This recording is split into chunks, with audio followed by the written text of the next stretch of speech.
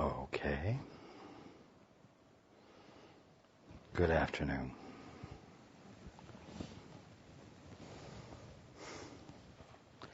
And welcome to everyone who's joining us on the internet.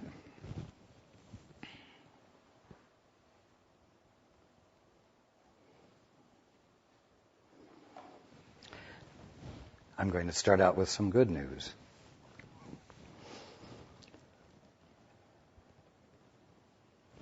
With all this talk about the ego and how it's not your friend and so on,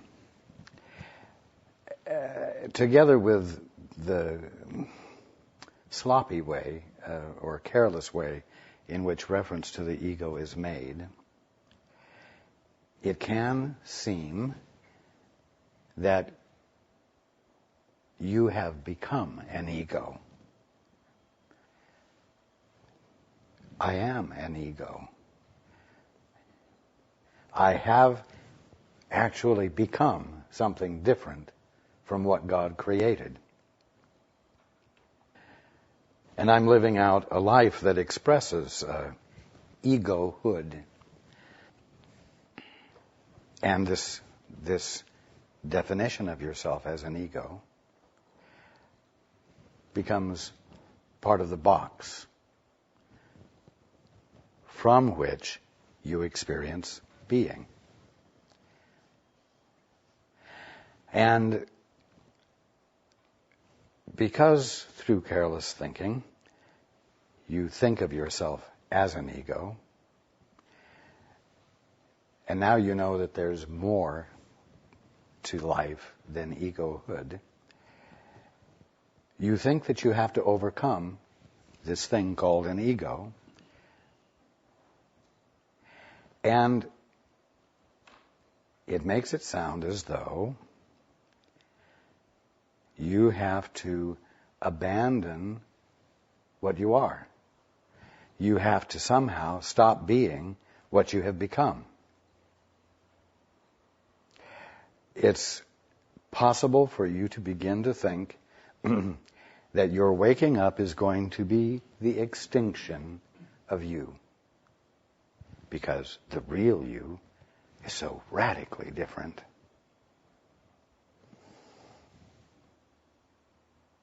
And that's not something an ego wants to do, become extinct.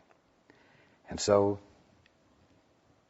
there is a part of you that resists waking up, even though you are desiring to wake up.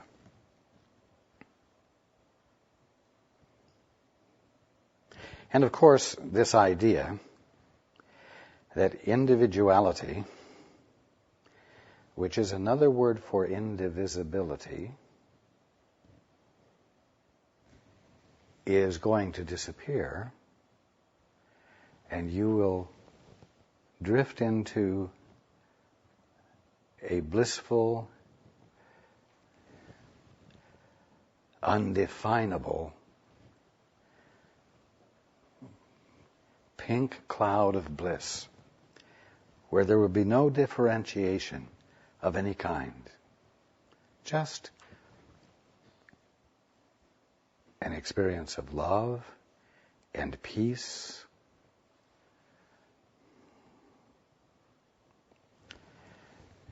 which your common sense tells you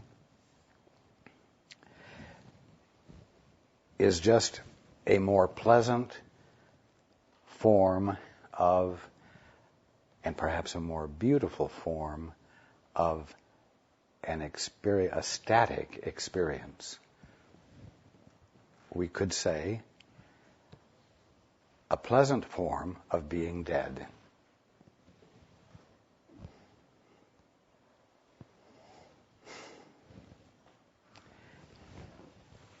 Now,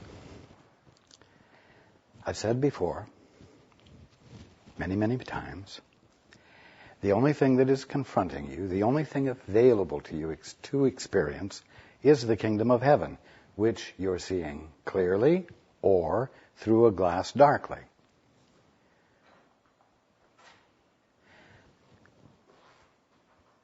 That idea allows you to begin to be able to look at everything with a curiosity you didn't have before. Because you're seeing the ultimate, you're just not seeing it in its fullness. And it's easy for you to imagine that your capacity to see it more fully as what it is available to you, and the only reason you haven't been experiencing it was because what you thought it was the only thing you thought it was, and there was no alternative to it. Now, the equivalent of this that will also be helpful to you is for you to understand that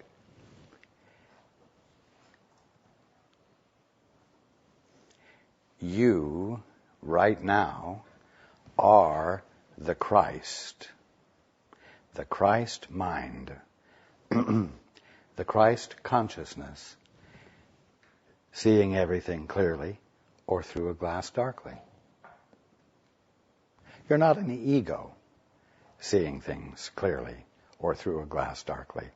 In other words, you are the ultimate right now, experiencing the ultimateness of you fully or in a very limited fashion.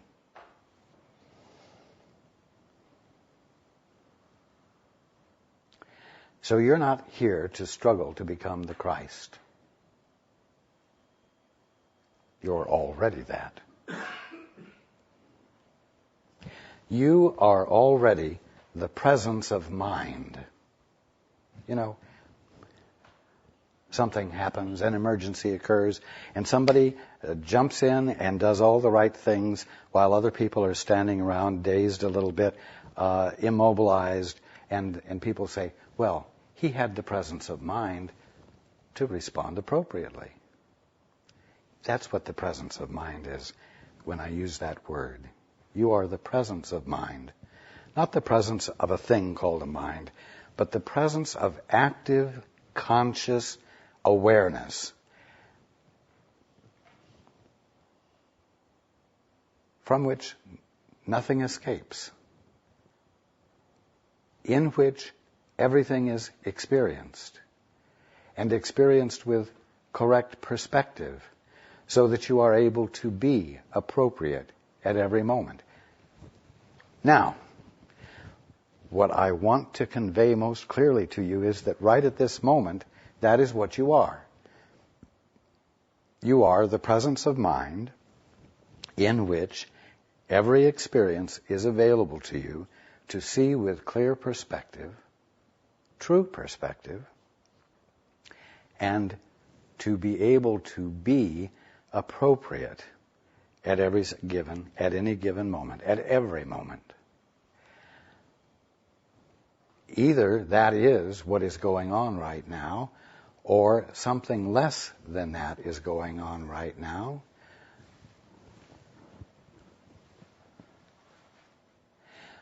But the fact that something less than that is going on doesn't mean that you have become less.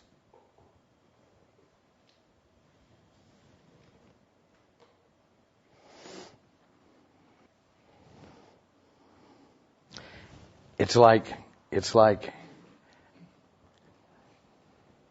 you sitting in these chairs,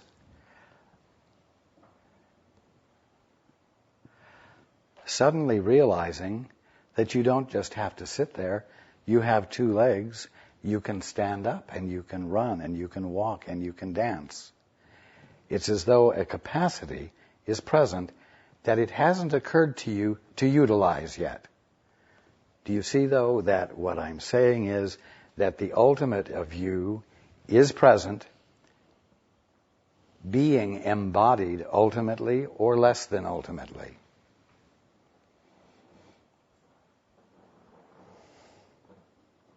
You've already arrived. Because you never left what you are. You never managed to become so out of sync with reality that you became something brand new that God never created.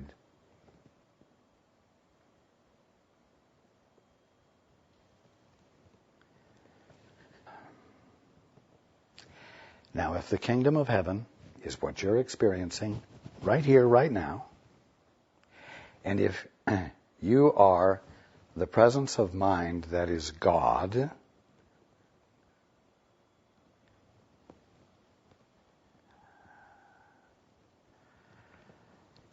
then all that's left for you to do in order to wake up is to realize that it's utterly easy because you are already what you hope to become, and everything is already the kingdom of heaven, and you're in it,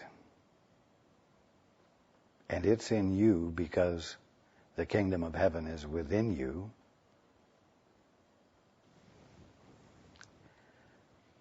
So, no struggle. None of this is about struggle. None of this is about becoming.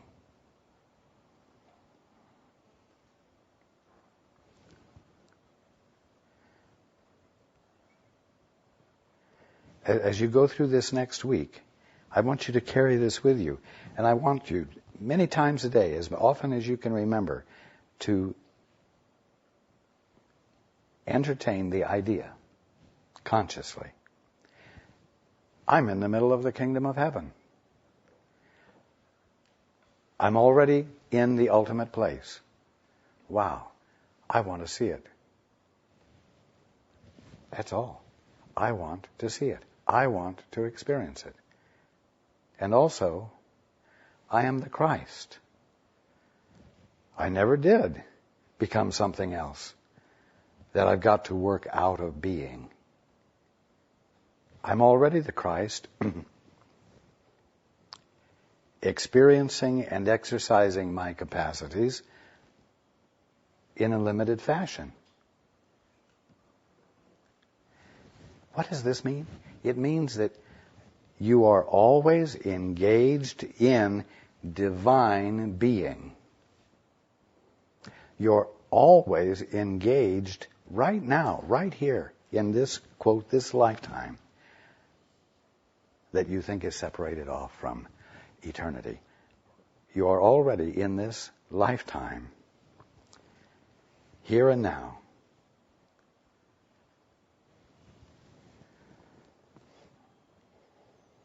being the divine one that you are. The divine one that God is being right there where you are.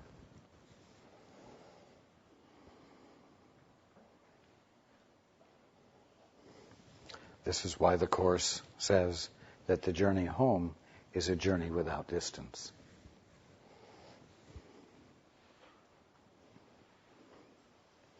It's also a journey without improvement. It's a journey of not bettering yourself.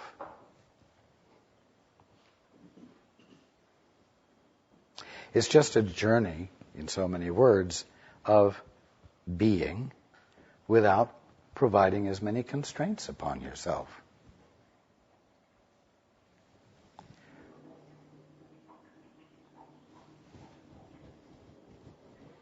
Here's an example. Many of you would love to teleport or levitate. It would make many things much easier and certainly would affect your economy in the world if oil was not needed. But what if simply walking around the room was an actually limited form of teleportation and levitation? Do you see what I'm saying? Right now, everything you're doing is an embodiment of ultimate things which you think are human and material and physical and unspiritual and unultimate. Now, if you were to consider that a simple thing like walking was something much more than walking, you would immediately find your movement, your normal everyday movement, to be much more fascinating, something to pay much more attention to. You know, if you're levitating a millimeter a second, if you're teleporting a millimeter a second, there's not a great sense of movement, but you're still engaged in teleporting. Do you see what I'm saying? You are already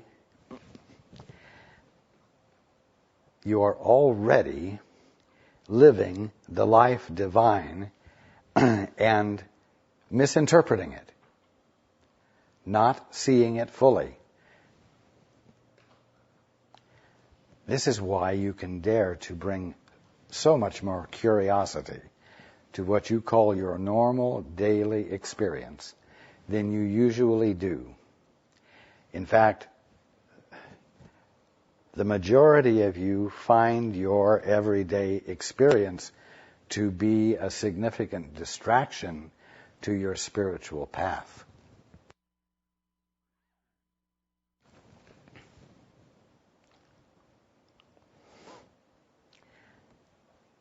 You cannot have a single experience in your day that isn't a manifestation of divine ultimate activity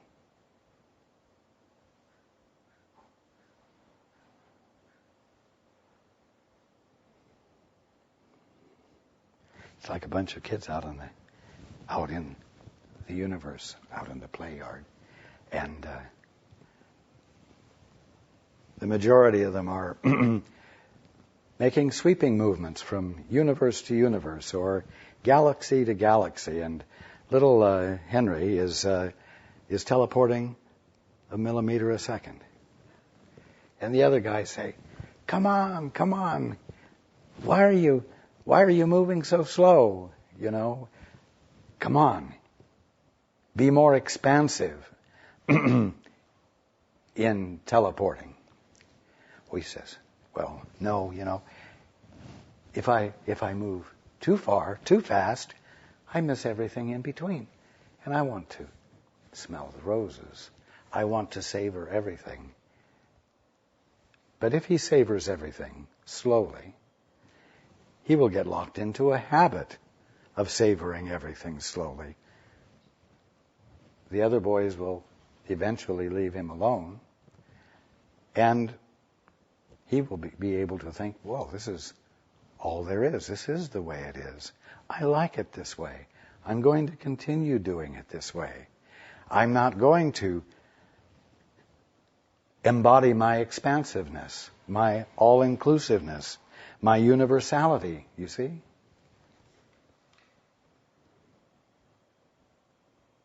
And perhaps some of the other boys, with all exercising their full capacities, come upon him, and he talks so convincingly about the value of not overlooking things and taking the time to move slowly, that some of the other boys join him. They want to explore this possibility. Before long, there's a group of boys only moving a millimeter every second, you see, and thinking this is great. And pretty soon the whole group forgets about being expansive. And even if those who are expansive drop in from time to time, they say, no, I'm not interested. You see, when the voice for truth registers with you, you say, why, that's too outlandish. No. But my point is,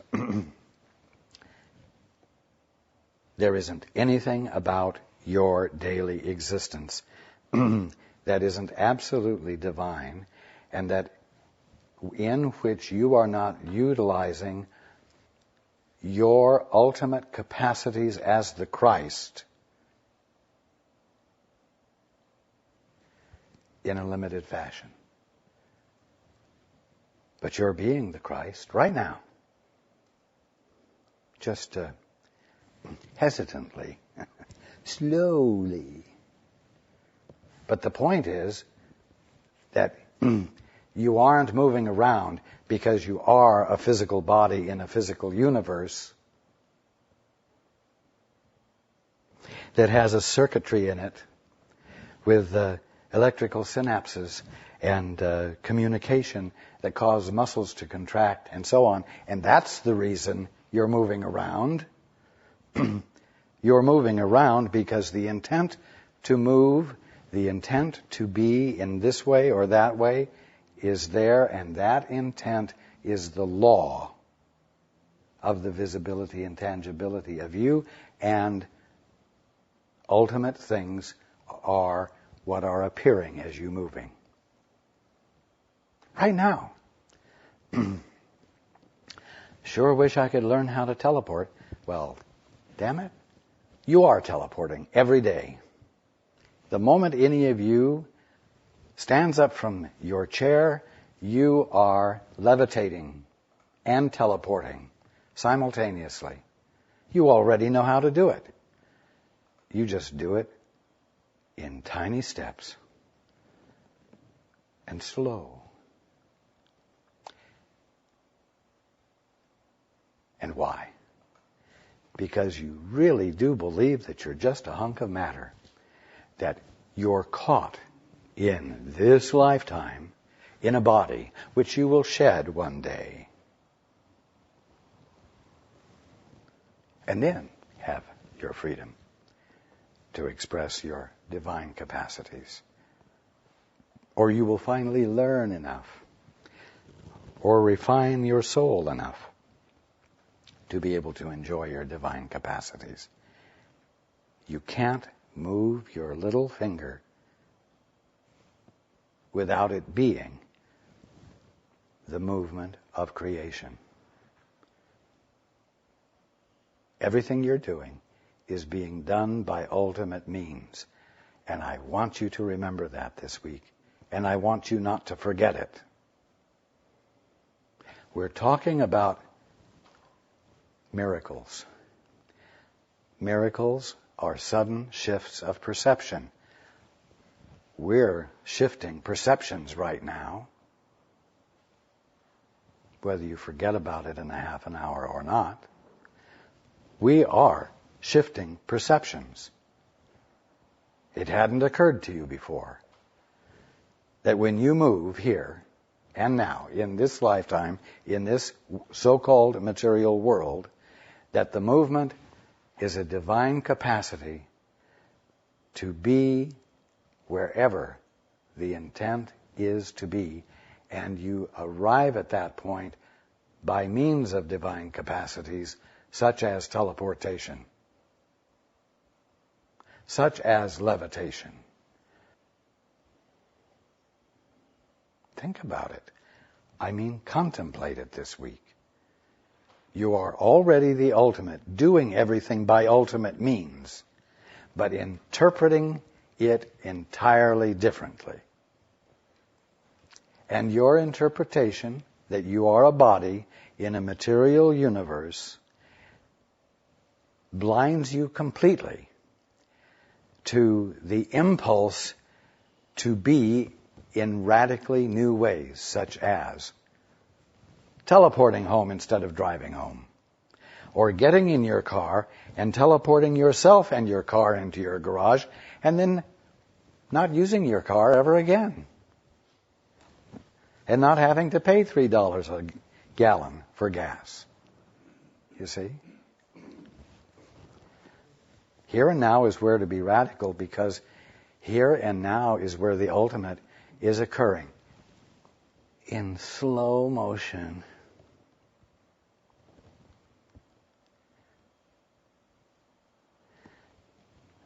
You see? Okay.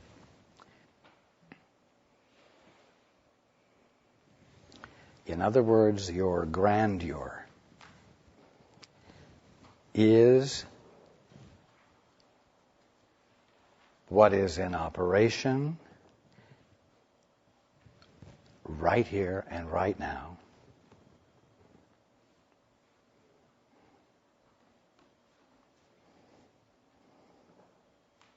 You're just not letting it show. You're just reluctant to let it be embodied. Your reluctance is based upon false premises. But you know what? It's not an ego choosing to do less. It's a Christ choosing to teleport in slow motion. And then doing it for so long that it temporarily forgets what its full capacity is. But it doesn't change the fact that you are the full expression of God here and now, with nothing of your capacity to be withheld from you by the Father in His expression of you, His presencing of Himself right where you are. So when we're talking about grandeur, we're talking about your divine capacities that you are utilizing to do anything that happens, but which you don't recognize as grandeur because you think that every single thing you do is a body using energy that can deplete the body and cause you to lose the capacity to continue indefinitely in that activity, requiring you to have rest and to eat and get more nourishment because you get your nourishment from something out there that you put in here and blah, blah, blah. You've got it all figured out wrong.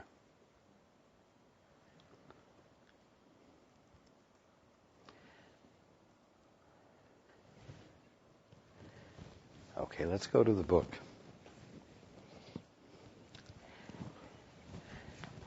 Can your grandeur be arrogant when God Himself witnesses to it? It would only be arrogant if you were claiming something that God wasn't claiming for you. The Father says, I withhold nothing of what I am from you. All that I am, you are. So it's not arrogant for you to dare to go through your day teleporting or levitating a little bit more than a millimeter every half a minute.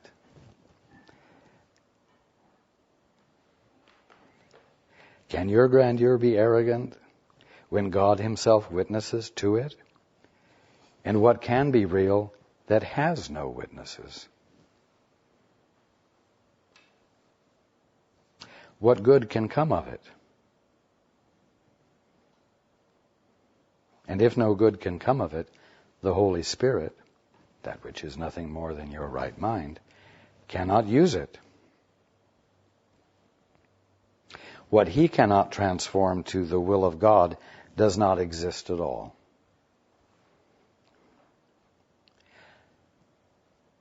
Now, the only thing that the Holy Spirit can transform to the will of God is your Christhood, that you are only being willing to be conscious of in a very limited fashion.